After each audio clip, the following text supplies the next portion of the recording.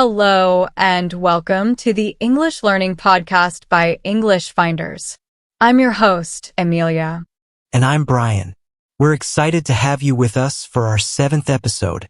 Today, we've got a fantastic topic lined up for you. We're diving into how to improve your English grammar skills. That's right. Grammar is such a crucial part of mastering English, and we're here to share some tips and strategies that can make a big difference. We'll cover everything from understanding basic grammar rules to practicing regularly, and even some fun ways to make learning grammar more enjoyable. Plus, we'll have real-life dialogues, key vocabulary words, and a quiz segment to test your knowledge. So, whether you're just starting out or looking to refine your skills, there's something here for everyone. Stay tuned and let's get started. Grammar can be a tricky part of learning English, but it's essential for clear communication. So, where should learners begin, Brian? Great question, Amelia. The best place to start is by understanding the basic grammar rules. This includes things like subject-verb agreement, tenses, and sentence structure. Absolutely. Subject-verb agreement is fundamental. For example, we say, she goes, but they go. It's a small detail, but makes a big difference. And when it comes to tenses, it's all about time. Knowing when to use past, present, and future tenses correctly can help you convey the right message. For instance, I eat versus I ate. Sentence structure is another critical area. A basic sentence has a subject, a verb, and often an object. Like, she reads a book. As you get more comfortable, you can create more complex sentences. Resources like grammar books and online tutorials are excellent for learning these basics. Websites like Grammarly or the Purdue OWL have tons of free resources. Once you've got the basics down, practice is key. Writing short paragraphs or essays and getting them reviewed can be incredibly helpful. Brian, do you have any tips for consistent practice? Definitely. Try setting aside a few minutes each day to write something in English. It could be a journal entry, a blog post, or even comments on social media. The important part is to use the language regularly. Using language learning apps that focus on grammar exercises can also be beneficial. Apps like Duolingo, Babbel, and even some specialized grammar apps offer interactive and engaging ways to practice. Another great way to improve is through reading and listening. Read a variety of English materials such as books, articles, and newspapers. Pay attention to how sentences are formed and how grammar rules are applied. Listening is just as important. English podcasts, movies, and TV shows are excellent resources. You can learn a lot by hearing how native speakers use grammar naturally. Playing grammar games can make learning fun and interactive. There are many online games designed to improve your grammar skills. They turn learning into a more engaging activity. There are also many online quizzes that can test your grammar knowledge and help you improve. Websites like Quizlet and English Finders offer a variety of grammar quizzes that can be very helpful. Feedback is crucial in learning grammar. Don't hesitate to ask for feedback from teachers, language partners, or friends. Constructive criticism can guide you on what to focus on and how to improve. Joining online forums or language exchange communities is another great way to get feedback. Platforms like Reddit, HelloTalk, and Tandem connect you with people who can offer valuable insights. To recap, start with the basics, practice regularly, read and listen to English materials, engage in grammar games and quizzes, and seek feedback. Each of these steps will help you improve your grammar skills significantly. And remember, progress might be slow at first, but with consistent effort, you'll see improvement. Keep practicing and don't get discouraged. Exactly. Learning grammar is a journey, and every step forward is progress. Stick with it and you'll get there. We hope these tips have been helpful. Stay with us as we move on to some real-life dialogues that illustrate these points in action. Hey John, I've been struggling with subject-verb agreement. Can you help? Of course, Lisa. Let's start with some simple sentences.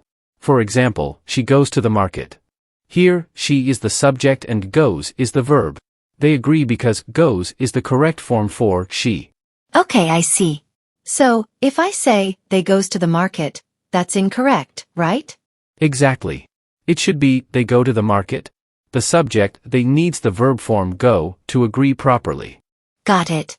What about, he and his friends goes to the market? That's tricky. He and his friends is a plural subject, so it should be go. The correct sentence is he and his friends go to the market. John, I always get confused with past and present tenses. Can you explain the difference with some examples? Sure, Lisa. Let's start with the present tense.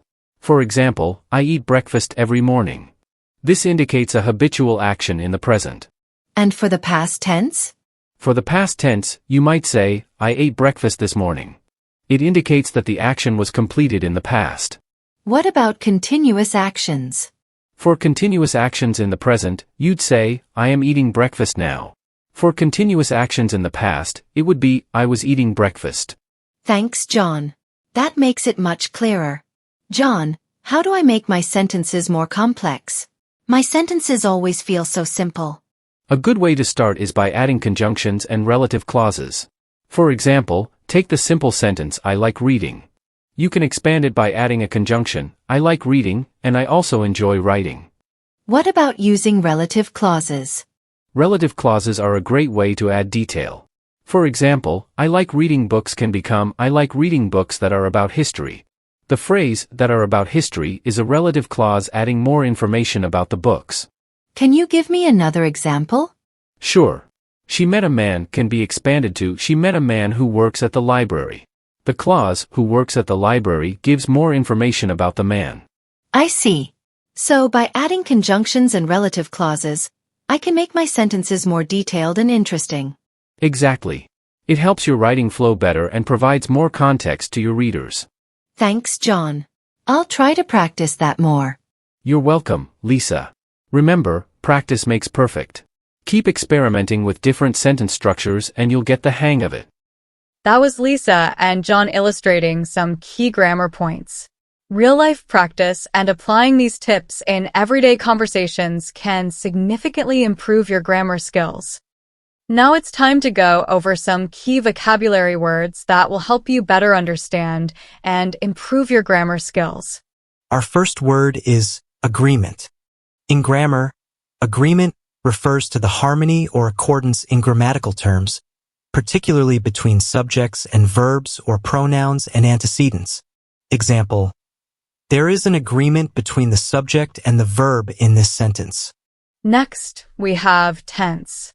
Tenses indicate the time at which the action of the verb takes place, whether it is in the past, present, or future. Example, the past tense of go is went.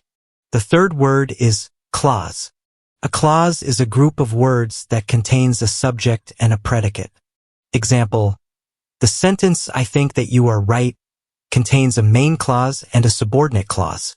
Our fourth word is conjunction. A conjunction is a word that connects clauses or sentences or coordinates words in the same clause. Example, words like and, but, and, or are conjunctions. The last word is feedback. Feedback refers to information about reactions to a product, a person's performance, etc., which is used as a basis for improvement. Example, she provided feedback on my essay. Let's recap the words we've discussed. Agreement, tense, clause, conjunction, and feedback.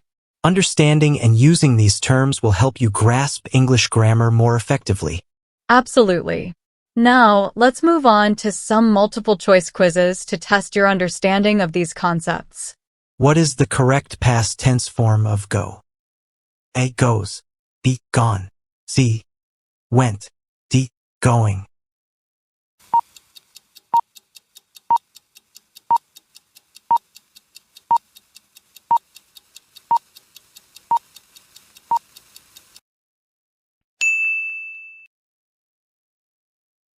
Which word is a conjunction?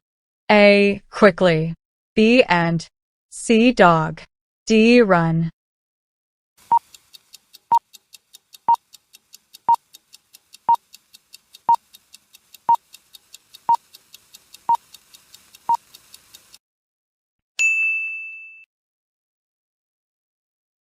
What does a clause contain? A, a subject and a predicate. B, only a subject. C, only a predicate. D, neither a subject nor a predicate.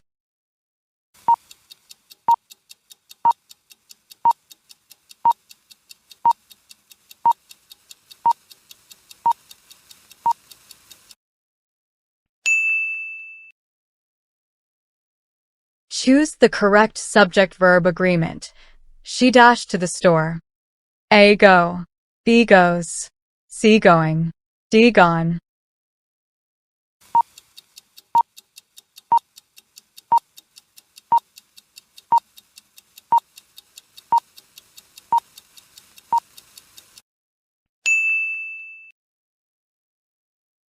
What is an example of feedback? A, a shopping list. B, a teacher's comments on an essay. C, a math problem. D, a recipe.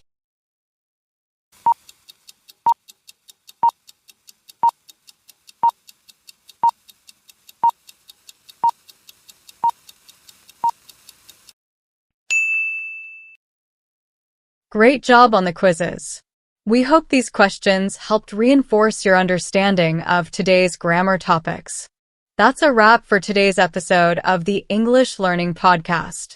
We've covered a lot about improving your English grammar skills. That's right. From understanding basic grammar rules to practicing regularly and seeking feedback, we've shared various tips to help you enhance your grammar. Remember, the key is to keep practicing and applying what you've learned. Every little bit helps, and progress will come with consistent effort. Thank you for joining us today. We hope you found the episode useful and enjoyable. If you have any questions or feedback, feel free to reach out to us. Until then, keep practicing, stay curious, and continue learning. Goodbye.